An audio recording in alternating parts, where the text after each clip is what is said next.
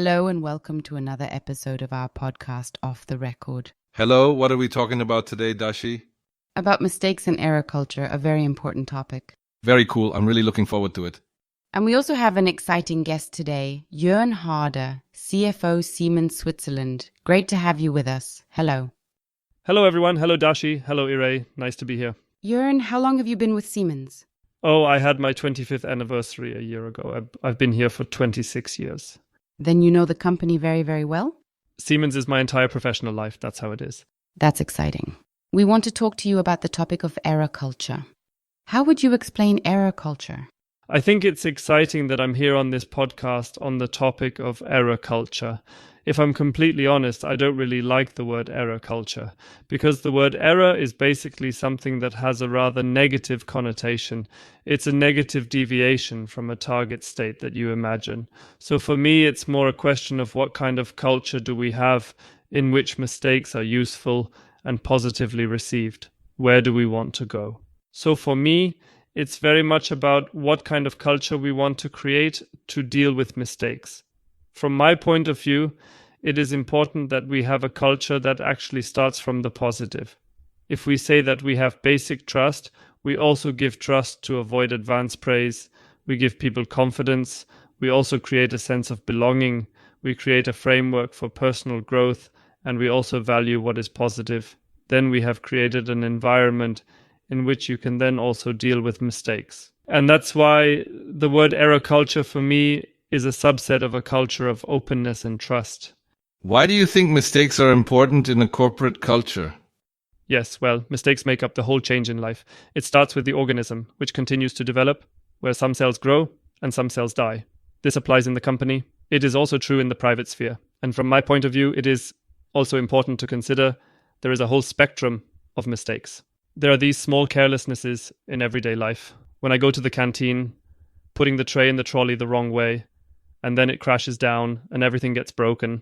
Something like that can happen when you're in production and the screw falls into the machine and the machine stops and we have damage, up to very big decisions that you have made very consciously, where you say, okay, we have option A, we have option B, what is the right thing to do?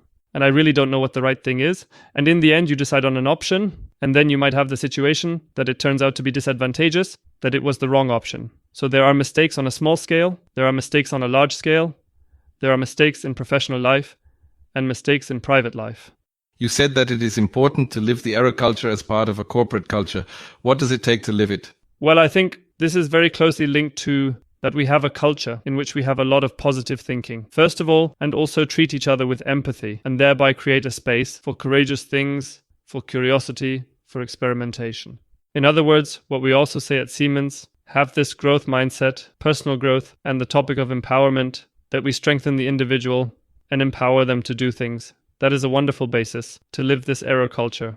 And how can we create this environment to make mistakes, to move, to empower, to create what you just said, an environment to motivate and to experiment and also to fail sometimes? I think we need a sense of security, as well as a feeling of togetherness, where you stand together as people and see the mistake as something that is outside from our sense of togetherness. We stick together. We look at this mistake from the outside. We strengthen each other. And I believe that the managers also have a very important role here, this issue of psychological safety and belonging, because of course, on the one hand, the managers themselves can set an example. The question is, do I admit mistakes myself? Do I make it public that I have done something wrong? And on the other hand, maintain precisely this balance, that you don't just use this word mistake, which has an inherently negative connotation, is always pushed to the fore. That is perhaps 10% of the same, but 90% is hopefully also appreciation. When we say that everything that goes well, we value and we are happy about it. This must also be part of the management culture mix, so that we also feel comfortable to make a mistake and fail at times. In the last Siemens Global Engagement Survey, 73% of employees at Siemens Switzerland said that they felt encouraged to try out new things. Is that enough? Mistakes are first and foremost learning opportunities for each individual, but also for us as a company. And that is also our lifeline, to create innovations and to continue to be successful as a company. It is therefore extremely important then that we constantly try out new things and to be courageous. I think 73% is not bad at all. It also depends on the different roles. There are roles that have a much higher degree of innovation and a much higher fault tolerance.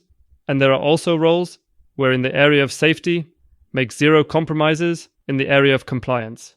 In other words, you have to weigh things up very carefully.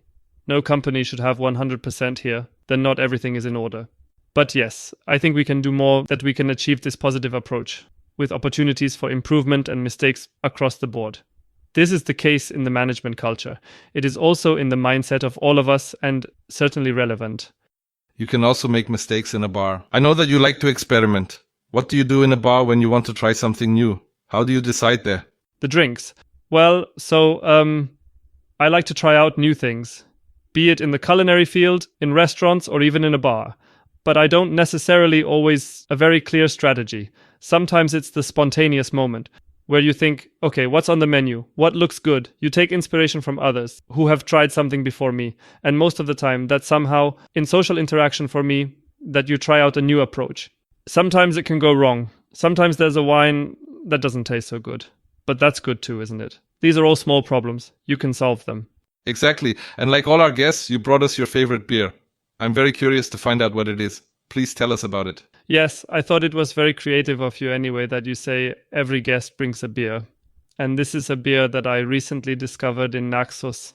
I often go to Naxos in Greece, and the other day I was there on the beach in my friend Manolis's taverna. And he said, my friend Manolis's friend has now started to brew pretty cool beers on Naxos. And that is now here a Naxos fresh ale, handcrafted. I suppose there are only a few bottles of it outside of Naxos. It's not for export nor for the supermarkets. I have spared no effort and even checked in my hand luggage case that these beers would come to you here. And now we can try them right away, can't we? A Naxos fresh ale handcrafted. I thought it was quite good. Although I don't know if you know, but when you're on the beach, then the drinks taste sometimes different than back in Switzerland. So we'll have to see what it tastes like here. It tastes really good. Now let's leave the bar now and get back to work. How experimental are you at work? I would say I'm totally open to trying new things. Do I now constantly try a new experiment every day? No, but it is often also the way how you communicate with each other, which new platforms you try out. This podcast is also an example. I mean, we as a company and also ourselves here at Siemens in Switzerland in the management try something new every now and then. And I personally think that it is better to be at the forefront of change. So a concrete example, we have at Siemens in Switzerland decided that we would be customer zero for SharePacks. This is the biggest business transformation and process transformation program that Siemens has gone through, where we prepare ourselves completely for what we need to handle the business of tomorrow. Globally harmonized and standardized. And if we as Siemens Switzerland do that first, then we are definitely not the easiest path. But I believe we are taking a path that we can achieve where we bring something to Siemens, but which also brings us something.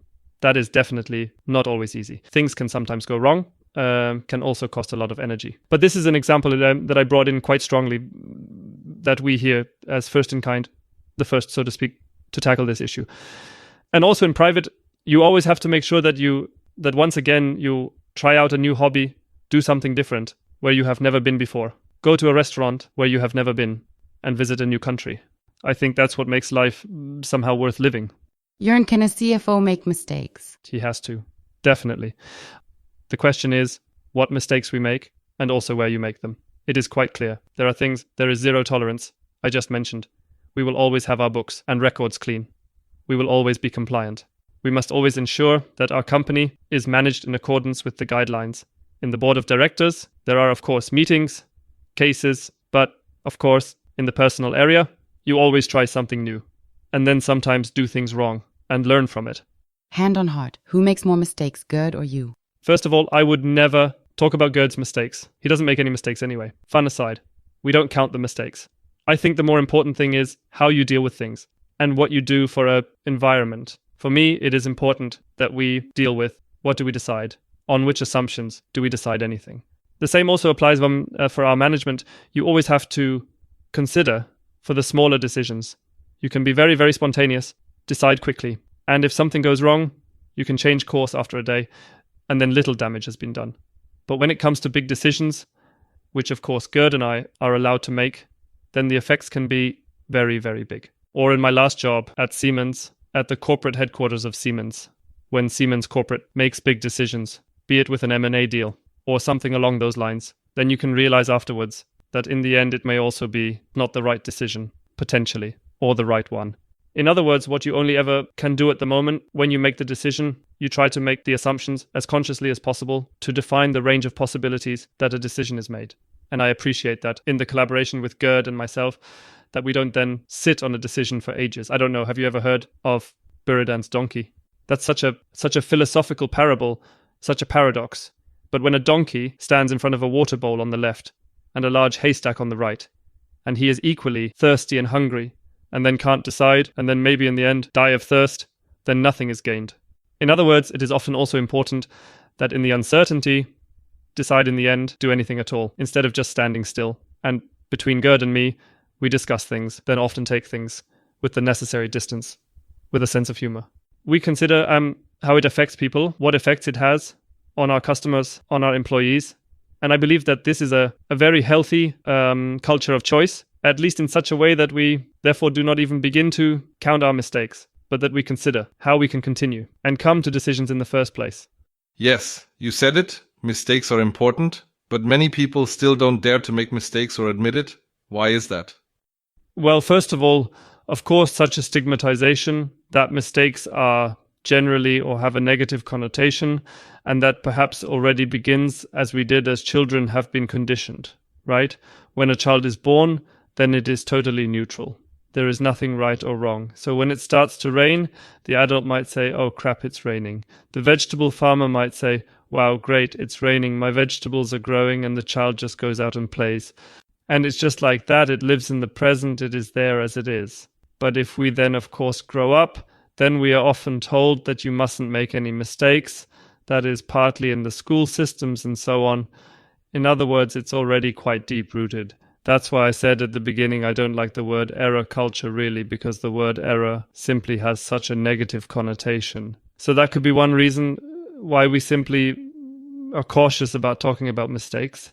And then often the culture plays a role, what happens around me. If everyone is Mrs. and Mr. want to be perfect and 100% correct, then you will be in a system. And that's why it's important that you don't just develop individually and be open to the whole, have the courage to experiment, but that you create an environment in the company where managers have an important role to avoid these mistakes also for what they are, namely as learning opportunities for personal growth. And we have that at Siemens, as I said, in some areas, but not everywhere. I also think that many people think, what's the point of all this cultural change and this culture of error and this obsessive need to change all the time? Everything has actually worked well so far. I mean, we had that too some time ago in our webcast.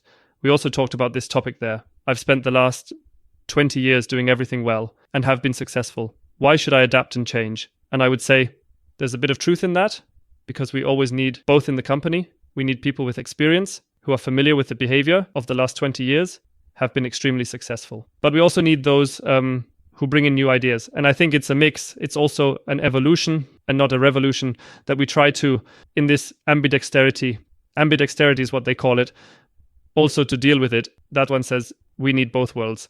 And for me, the topic, making mistakes and being courageous, is also very much part of this experimental mode. I would just try to tell people, I was always good like that. I would try to take them with me on the journey, that we learn together with a culture of openness makes work more enjoyable, and we also achieve more. So I would try to convince through positive examples and create a positive basis for the whole.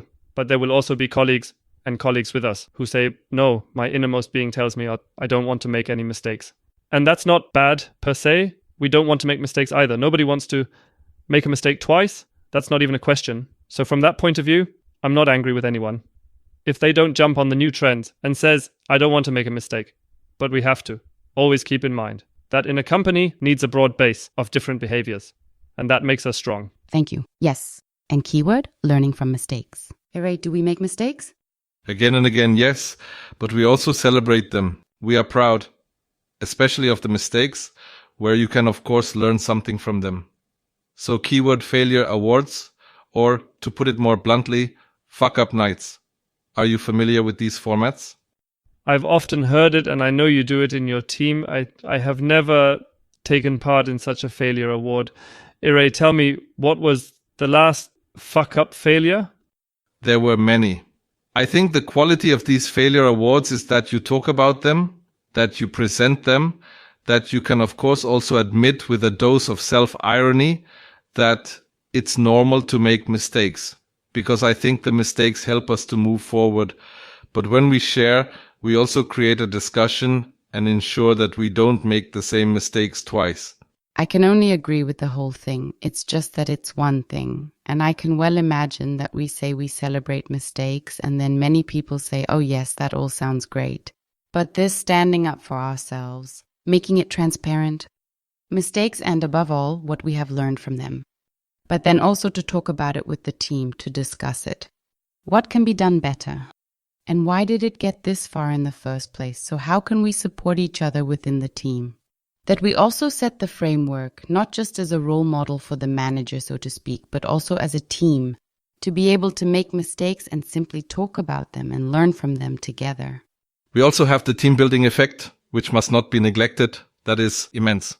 I think it's pretty good. I also think it's simply a nice topic that you open up, that you show yourself to be vulnerable. And if you do that, then hopefully others will too. And the result is a completely different basis of trust on which you can achieve much, much more. Time is racing. It's incredible. We could talk about this topic for hours. Is there a mistake that you are particularly proud of because you have learned the most from it, or it has helped you the most? I don't have one very succinct. But what goes through my mind is how I developed myself in my leadership work. In the early years of my career, more than 20 years ago, I tended to be the person who knew everything best, who took a lot of control, coordinated everything very strongly. All the threads came together with me, so I was very strong on the factual level. At some point, I learned for myself, no, the focus is on the person. Connect to the person, not to the issue. That was a leitmotif that I set about 10 years ago. But what has become of it in part is that I also very, very strongly worked with people and gave them a relatively long leash, which is also good. It fits the contour of empowerment. As a manager, I have built the stage. But what then also emerged from this is that this partly was perceived that way in the team.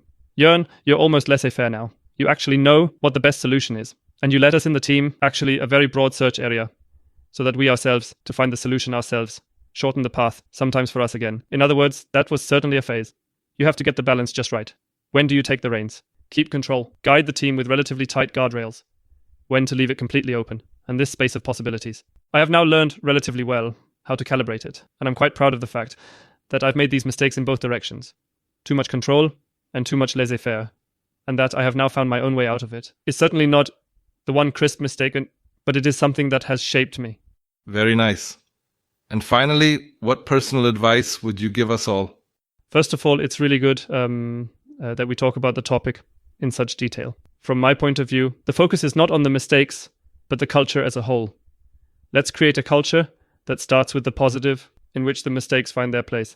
And my advice is, start with trust. Give your colleagues, your team members, your environment a lot of trust so that we can try something new and grow personally and hopefully have more fun in the end. A very nice closing word. As I said, we could talk about it for hours. Thank you for being with us. And I think this discussion also shows that the topic is very important. Yes, thank you very much for having me. This was a pleasure. I'm looking forward to seeing how the podcast series continues. And now let's have one last sip of Naxos beer, shall we? Cheers. Cheers. Bye. See you next time. Bye.